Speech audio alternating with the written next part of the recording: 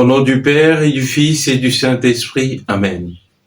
Ta parole, Seigneur, est vérité, et ta loi, délivrance.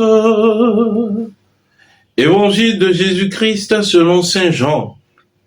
En ce temps-là, après avoir passé 2 jours chez les Samaritains, Jésus partit de là pour la Galilée. Lui-même avait témoigné qu'un prophète n'est pas considéré dans son propre pays.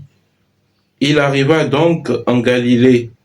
Les Galiléens lui firent bon accueil, car ils avaient vu tout ce qu'il avait fait à Jérusalem pendant la fête de la Pâque, puisqu'ils étaient allés eux aussi à cette fête.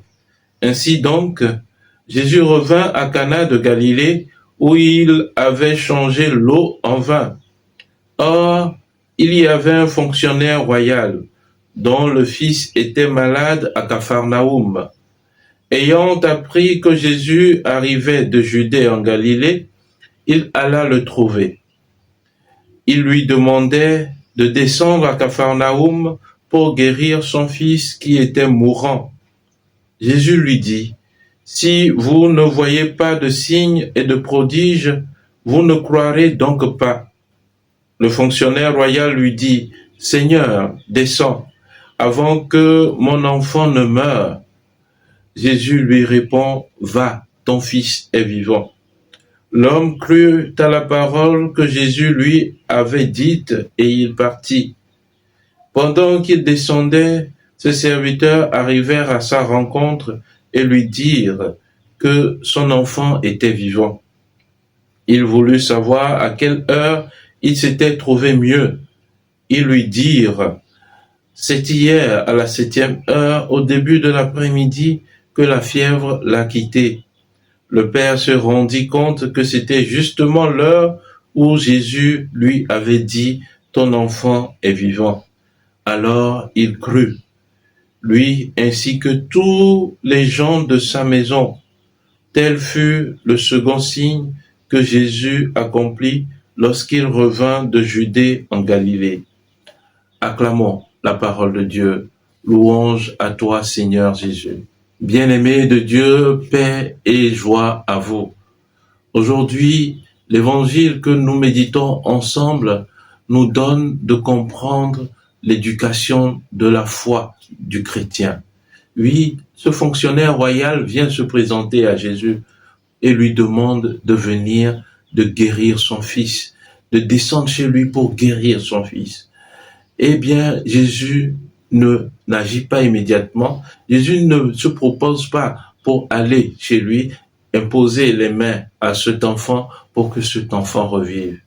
Jésus lui dit clairement, si vous ne voyez pas de signes et de prodiges, vous ne croirez pas. Jésus s'insurge donc contre cet homme qui demandait simplement la guérison de son enfant.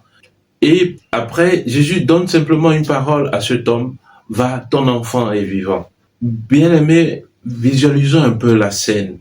Un homme angoissé qui vient vers Jésus pour lui dire que son enfant était mourant et qui demande à Jésus de venir chez lui pour venir guérir cet enfant.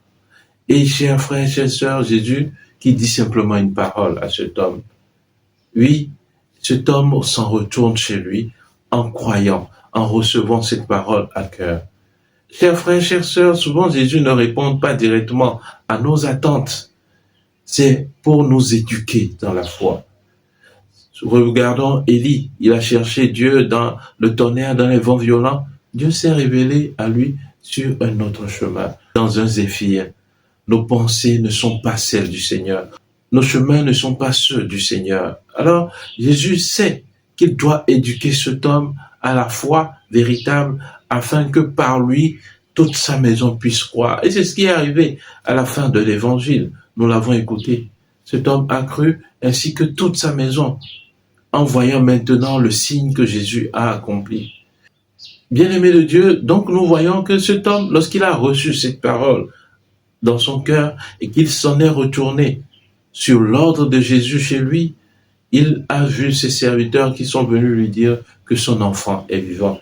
Et l'heure à laquelle l'enfant était debout était la même heure à laquelle Jésus prononçait cette parole à l'endroit de cet homme et de son enfant.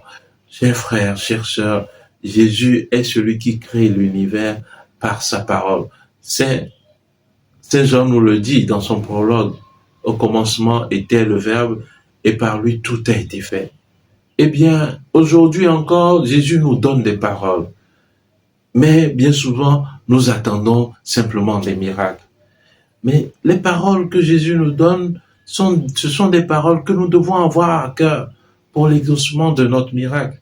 Un miracle ne tombe pas du ciel, mais un miracle se réalise par une parole. Et Saint Jean nous dit, tel fut le deuxième signe que Jésus accomplit en Galilée. Un signe renvoie à une réalité bien supérieure. Jésus donne ce signe du miracle pour que l'homme puisse croire en lui.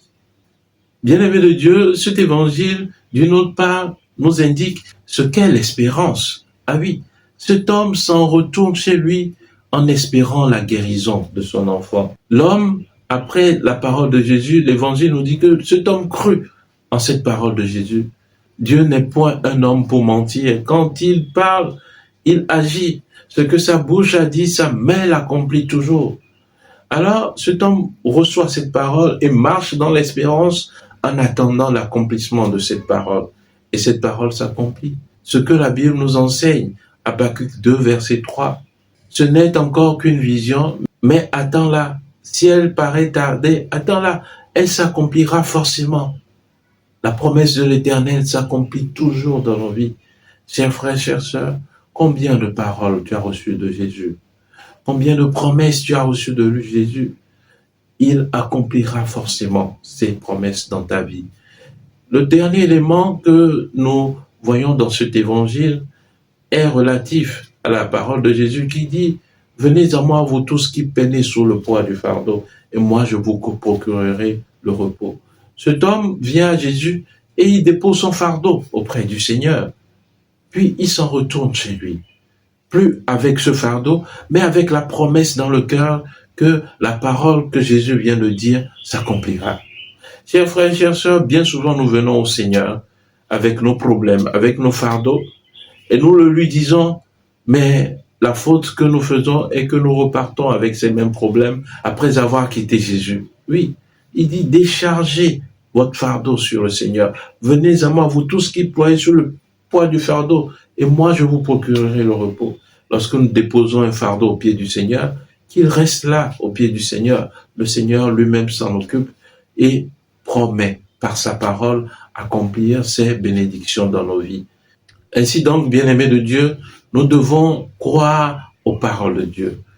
Nous devons espérer ses promesses et nous devons avoir confiance totale au Seigneur Jésus qui a promis et qui accomplira forcément ses promesses dans nos vies. Amen.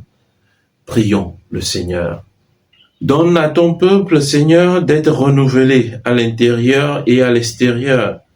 Et puisque tu ne veux pas qu'il se laisse arrêter par les plaisirs du corps, fais-lui trouver sa force dans le chemin spirituel que tu lui proposes, par le Christ notre Seigneur. Amen. Et que Dieu Tout-Puissant vous bénisse, lui qui est Père et Fils et Esprit Saint. Amen. Excellente semaine de prière et de travail, et que les bontés de Dieu sans cesse vous accompagnent. Amen.